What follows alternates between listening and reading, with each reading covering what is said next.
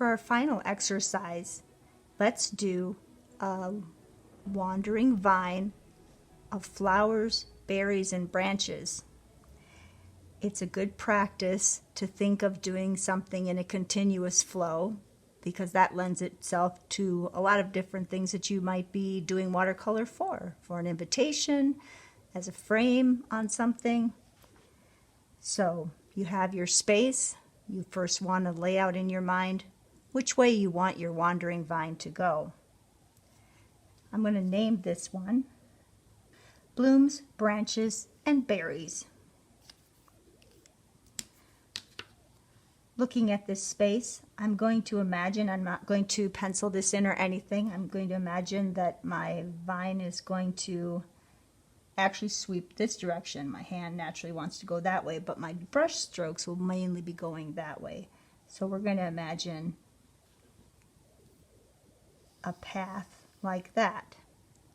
And the very first thing we're going to put down are the blooms. And we're only going to put them in with water to start with. This will be hard to see, but we'll get there.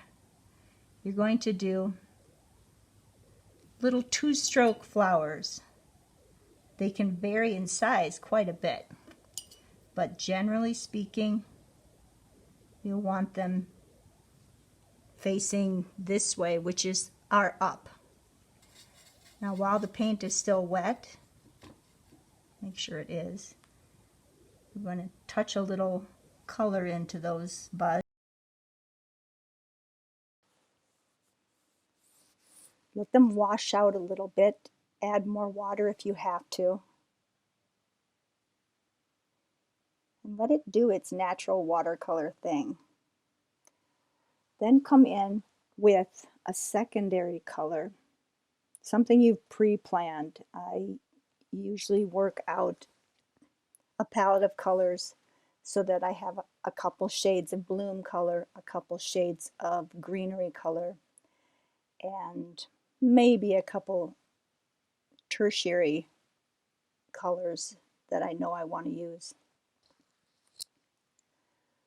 So I just love the way the blooms form organically with very little work by me. It just seems to kind of happen.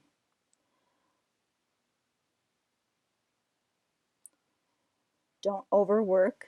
Let those separate colors remain somewhat separate. And if you're ever worried, let it all dry and then come back in and work it some more with, fresh water and new colors or more of the same. For the branches, depending if you want to do a lot, the first layer should be softer. It would be the equivalent of blurry or falling to the background. So let that first layer be lighter. Now I'm going to go in with the foliage in the same way I did the blossoms, with water first, and then my brighter green. To me, this is the easiest way to jump into watercolor. Have a couple colors planned, drop them in, let them mix the way the water and the paper and the pigments want to do, and ever so slightly touch up around. Then add that secondary foliage color that you may have pre-planned, or it could just be a deeper shade of the one you first chose, but I always think it's fun to change up the hue slightly. Then while they're still a little moist, make that transition between foliage and branches. So you'll have that less saturated brownish or grayish color, depending on what you choose. And let them mix.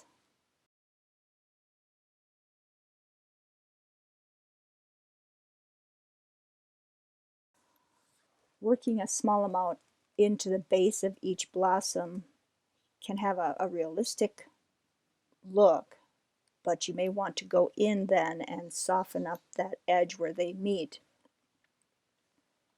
usually just by pulling it up with your brush. Now a third color can add a nice spark, a pop.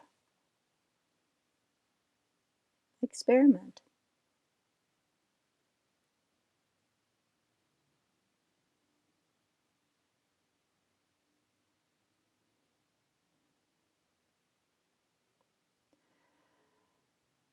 So for my fanciful little blossom branch, I have no idea if there's anything in nature quite like this, but I wanted to add some little berry texture to it. Maybe it could have been a separate winding branch throughout, but so we'll let it just be fanciful.